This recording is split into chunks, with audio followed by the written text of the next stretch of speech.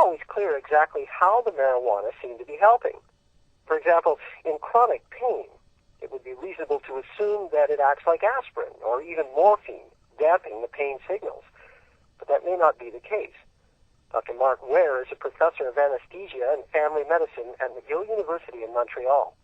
It's interesting. We've spoken to a number of patients at our pain center at McGill, and the effects seem to vary between relief of pain, but that often doesn't seem to be the major symptom which is improved.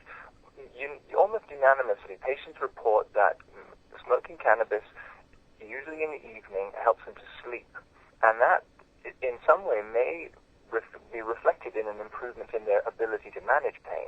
So we've got a very interesting scenario whereby helping patients who, for many cases, have very rarely had a decent night's sleep because of the pain they're in, smoke some cannabis, they find they can sleep better. The following day, they report that their pain is easier to manage, and whether it's because of the THC or the other cannabinoids, or because they've just had a good night's sleep, is something that we really need to look at. Properly designed, well-conducted clinical trials to determine its effectiveness haven't been done, but that's not for a lack of trying. Dr. Donald Abrams says he's been trying for years without success. Dr. Abrams is a cancer and AIDS researcher at the University of California in San Francisco. He's been trying to run clinical trials on the medical use of marijuana since the early 90s and has faced repeated rejections from many levels of officialdom. The reasons, he thinks, aren't scientific. One needs to remember that this is not something that was just discovered today, that marijuana has been used as a therapeutic compound for millennia. So, clearly the substance has known therapeutic benefits. I always used to say that if the science survived the politics, we'd do our trial.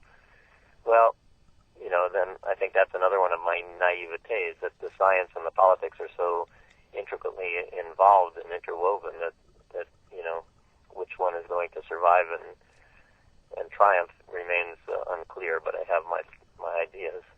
Now you have some idea where we are on this issue.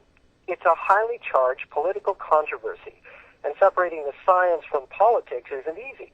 Even the great minds before us battled with the sleep demons. Leonardo da Vinci slept a grand total of an hour and a half each night. To stay awake, he would keep biting his tongue. Salvador Dali was said to take short naps sitting with a spoon in his hand and a tin cup at his feet. So the moment he fell asleep, the spoon would fall, make a loud noise, and wake him up so he could go back to work. And then there was Thomas Edison. He called sleep an acquired habit. Little did we know what impact his invention would have on our sleep. If it wasn't for Edison's light bulb, perhaps we'd all be better rested today. Perhaps it's due to political enforcement rather than law enforcement in our society today, preventing traditional methods. Dr. Jeffrey Lipsitz. We seem to live life a little differently than we were created or cut out to, and we tend to burn the candle at both ends. The average adult, for example, is surprised to learn that he probably needs, or she, 8.25 to 8.5 hours a night sleep, because most of us aren't getting it. Most of us are a little sleep deprived all the time.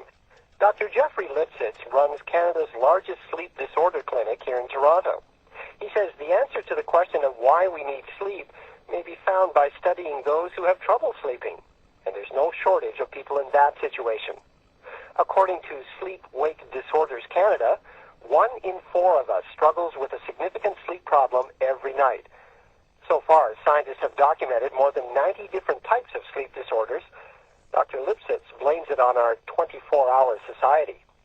We are trying to live a 24-hour society. There are more and more people working overtime and shift work, and not only in the traditional shift work operations like manufacturing or security or essential services, for example, like doctors and police officers.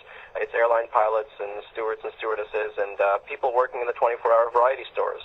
Here in Toronto, I think there's a big hardware store that's now open 24 hours a day, so you can go and buy your lumber at 2 o'clock in the morning. Why you would want to, I'm not sure, but that is in fact taking a toll on us in terms of our ability to function safely. Dr. Lipsitz was asked to do an elaborate study on sleep and the transportation industry. The results revealed that more crashes are caused by sleepy drivers than by alcohol. Being tired not only affects our road safety, it also affects everything from performance in the workplace to our social interactions. through the enforcement of unconstitutional legislation.